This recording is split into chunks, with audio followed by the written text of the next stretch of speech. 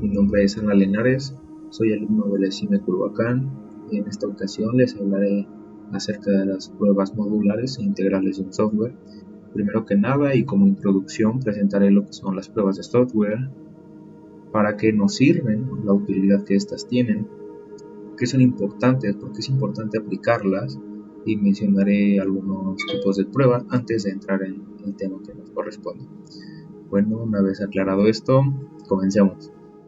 Una vez presentada la introducción, procederemos a definir qué son las pruebas de software. Las pruebas de software también se les conoce como testing.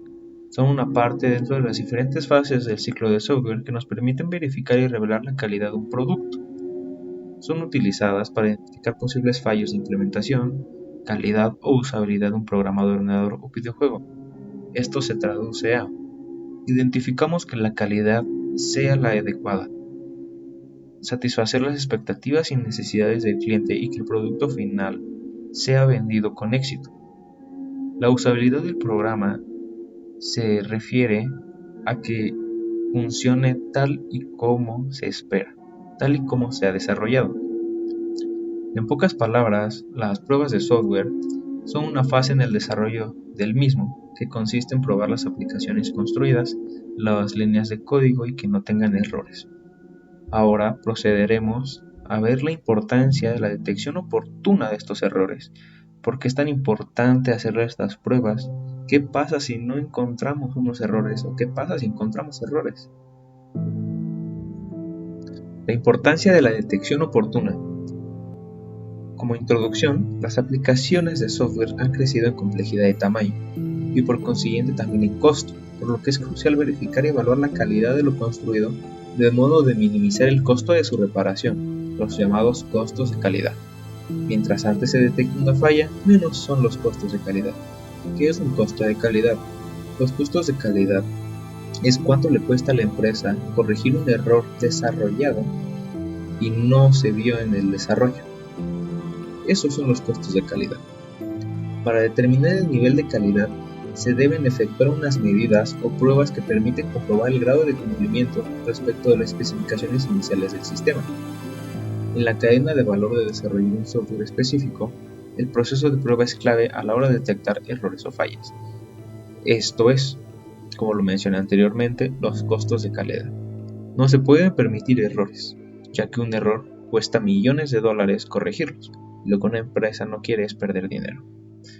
Se toman en cuenta en la detección oportuna conceptos como estabilidad, escalabilidad, eficiencia y seguridad.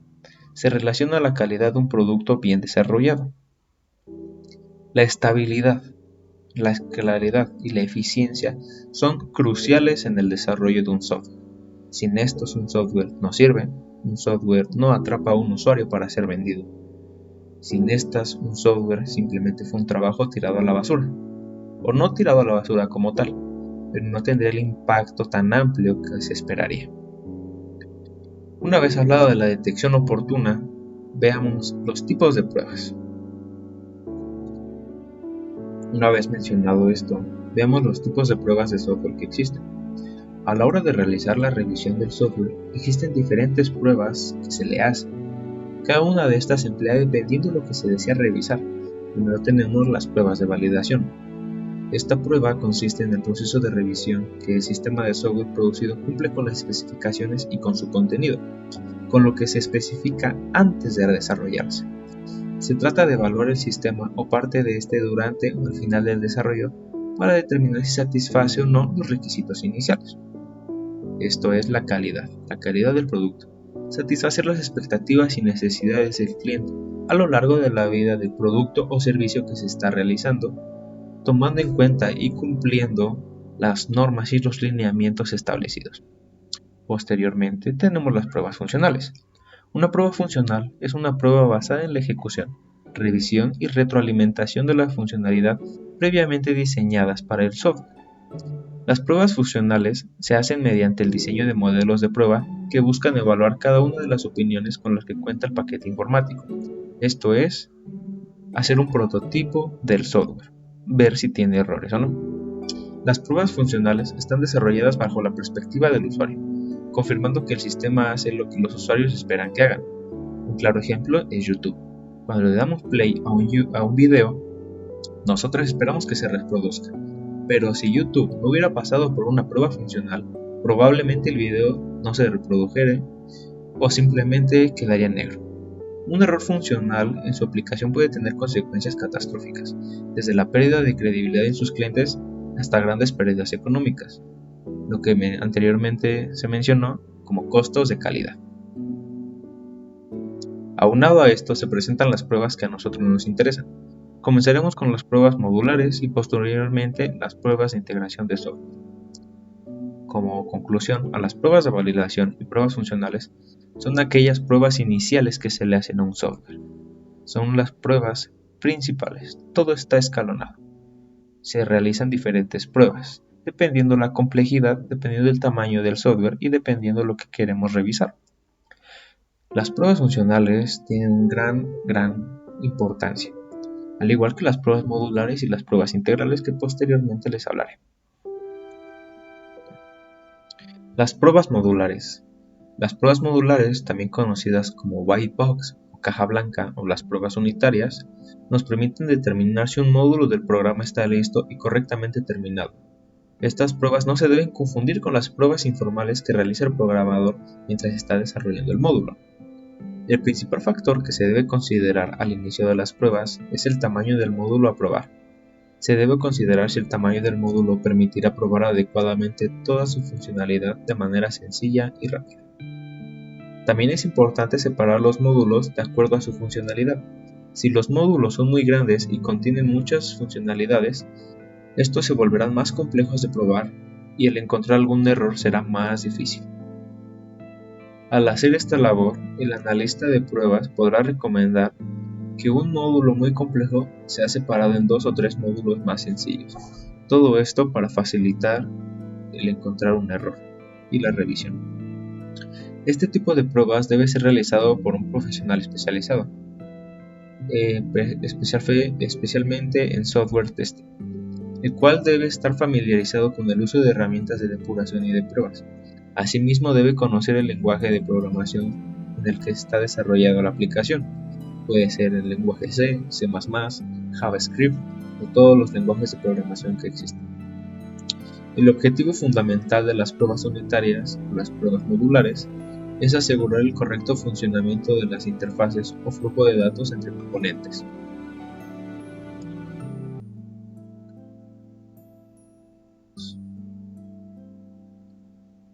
No es un requisito indispensable la culminación de todos los módulos del sistema para iniciar las pruebas. Generalmente las pruebas modulares y las pruebas integrales se solapan. En la actualidad algunas metodologías consideran oportuno iniciar la etapa de prueba unitaria poco después del desarrollo.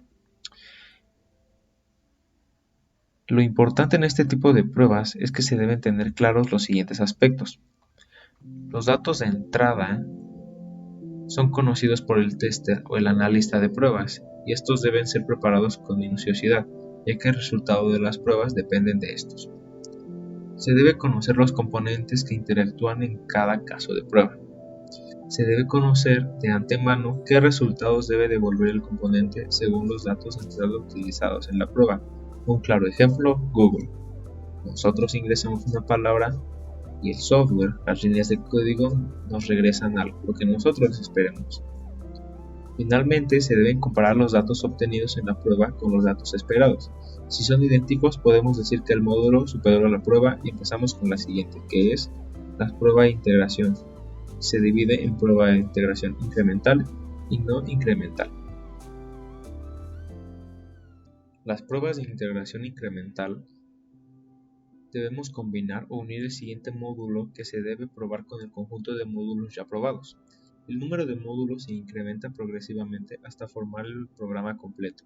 Esto lo podemos realizar de dos formas: la integración incremental ascendente y la descendente. ¿Qué es la integración incremental ascendente?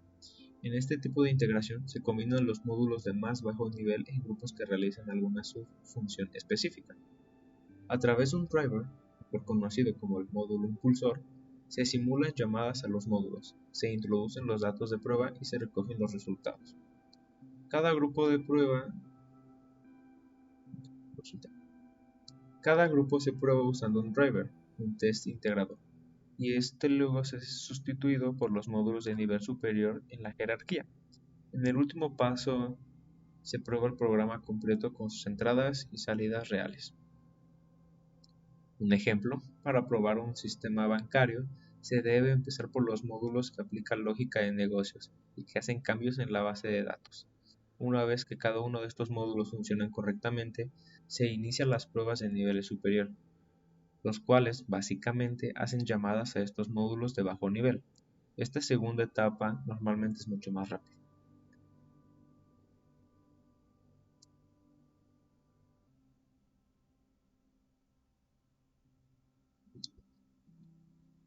Las ventajas de la integración incremental ascendente es que las entradas para las pruebas son más fáciles de crear, ya que los módulos inferiores suelen tener funciones más específicas. Es más fácil la observación de los resultados de las pruebas, puesto que es en los módulos inferiores donde se elaboran. Resuelve primero los errores de los módulos inferiores, que son los que se acostumbra a tener el proceso más complejo, para luego nutrir de datos el resto del sistema. ¿Cuáles son algunas desventajas de la integración incremental ascendente? Bueno, se requieren módulos impulsores, que deben escribirse especialmente y que no son necesariamente sencillos de codificar. El sistema como entidad no existe hasta que se agregue el último módulo.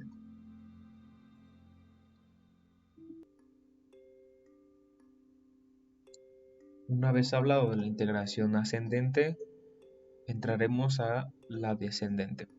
Los módulos se incorporan iniciando del módulo de control principal, de mayor nivel, para luego ir incorporando los módulos subordinarios progresivamente.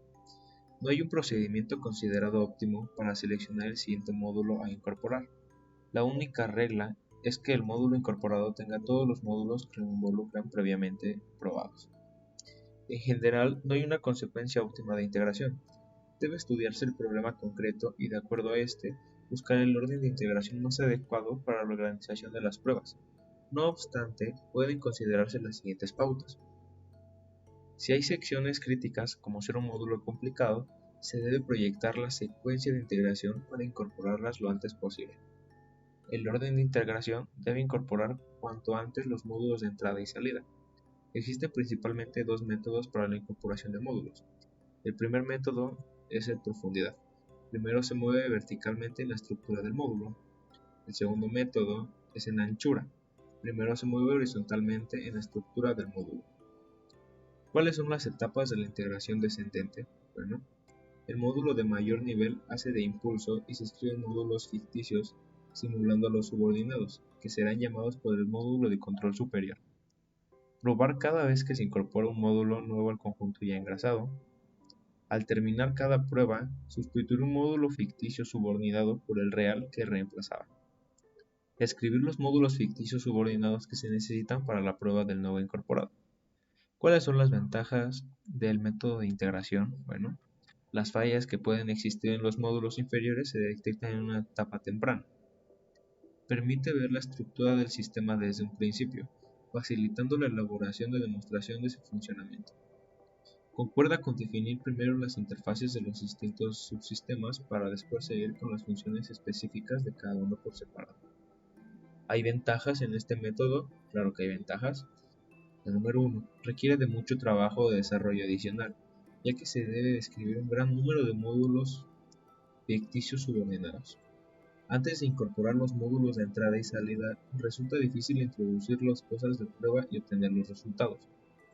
Los juegos de datos de pruebas pueden resultar difíciles o imposibles de generar, puesto que generalmente los módulos de nivel inferior son los que proporcionan los detalles. Induce a diferir la determinación de las pruebas de ciertos casos.